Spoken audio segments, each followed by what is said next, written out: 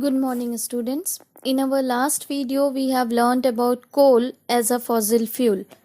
Now, we are going to talk about petroleum, another exhaustible natural resource, which is also considered as a fossil fuel.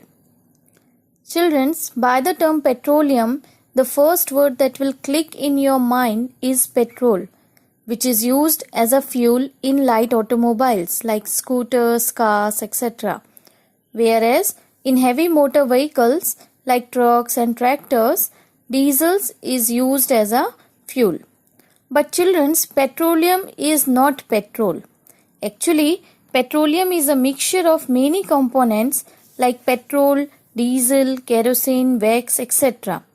So, I hope now you understood that petrol and diesel are obtained from petroleum.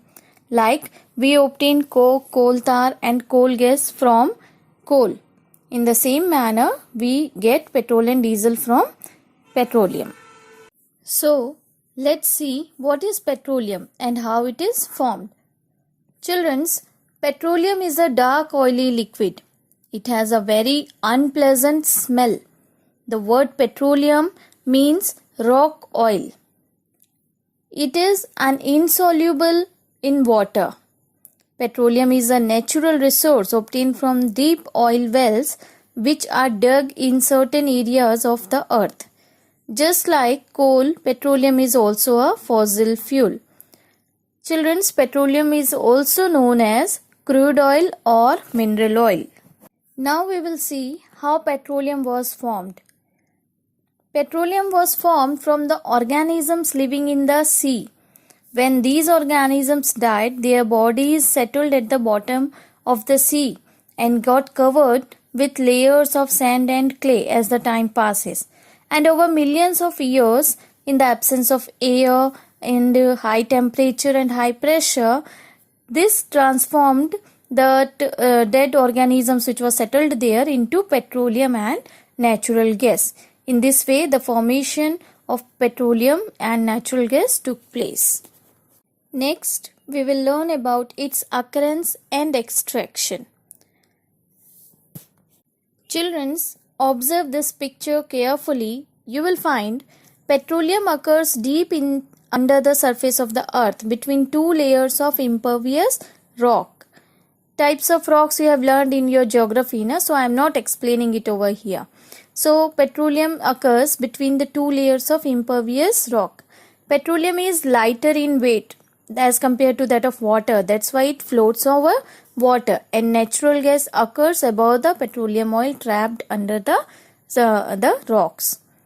Children's, petroleum is extracted by drilling holes, means making the oil wells in the earth's crust where the presence of oil has been predicted by survey. There are certain facts which you should remember. The world's first oil well was drilled in Pennsylvania, USA in 1859. Then 8 years later in 1867, oil was struck at Makum in Assam. In India, petroleum is found in Assam, Gujarat, Mumbai High and near the basins of Godavari and Krishna rivers. Now, children, as I told you, the crude petroleum oil is a complex mixture of number of solid, liquid and gaseous substances. So, before petroleum can be used for any specific purposes, it has to be refined, means purified. The process of separating crude petroleum oil into more useful fractions means constituents, is called refining. The refining of petroleum is carried out in an oil refinery. Children, the crude oil which was extracted from the oil wells is taken to the oil refinery. Okay, and there the various constituents are separated, and this process is known as fractional distillation. The separation of petroleum into different fractions or useful constituents is done by the process of fractional distillation. Okay, by this method only we able to separate all the useful components of the petroleum, like petroleum gas, petrol, kerosene, diesel, and many more are there. See this table carefully. It is mentioning all the various constituents of petroleum and its uses and their uses. Okay, like the first one is liquefied petroleum gas. It is used as a fuel in homes and industry. LPG, the full form is liquefied petroleum gas. Remember this. Second constituent is petrol. It is used as a fuel in light motor vehicles such as car, motorcycles, scooters. It is also used as a solvent for dry cleaning. The third constituent is kerosene. Kerosene is used as a fuel in wick stoves and pressure stoves to cook the food. It is also used in as a fuel in aviation field in jet aeroplanes. Okay. The fourth constituent of petroleum is diesel. Diesel, you all aware of it. It is also used as a fuel in heavy motor vehicles such as buses, trucks, etc.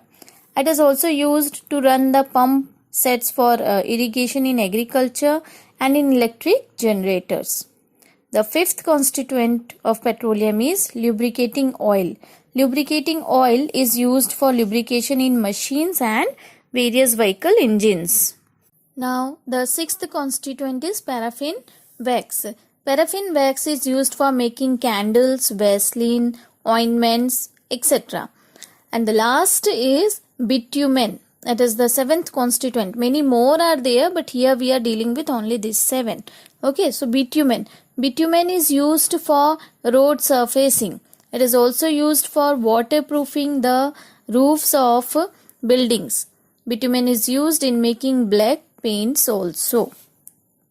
Next, we will deal with the third type of fossil fuel in this chapter, which we are learning is natural gas.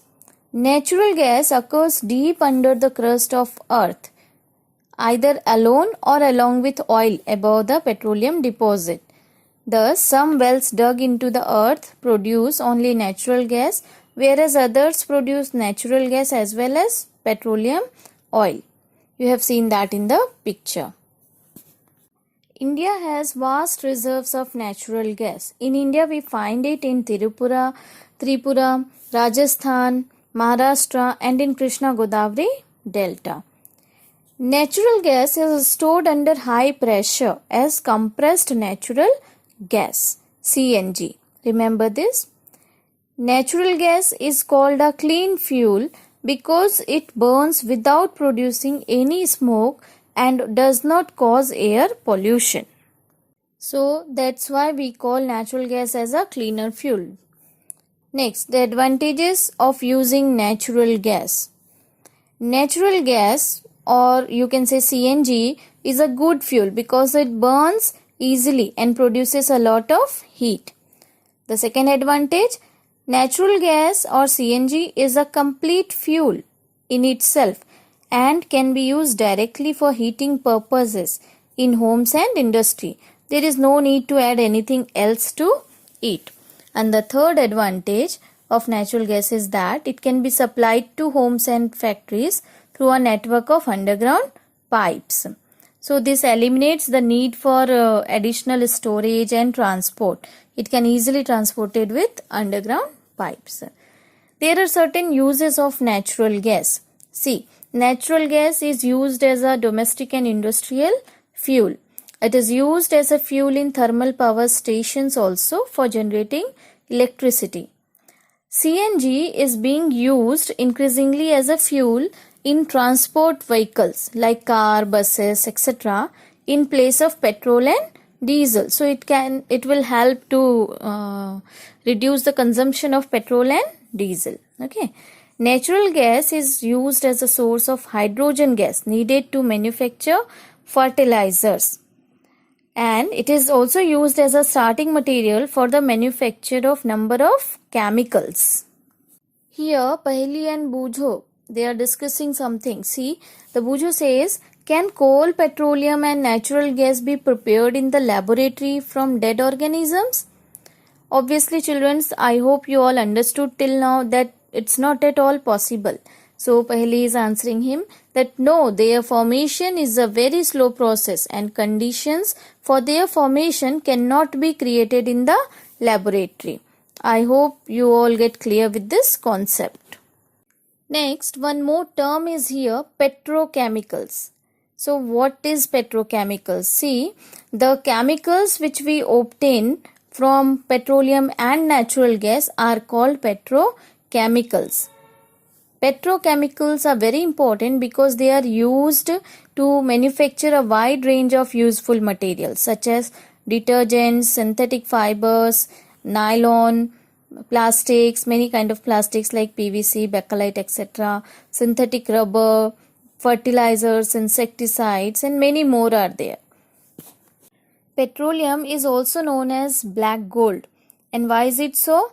Children's, petroleum is not only a source of fuel but also provide raw materials to manufacture a large number of useful substances.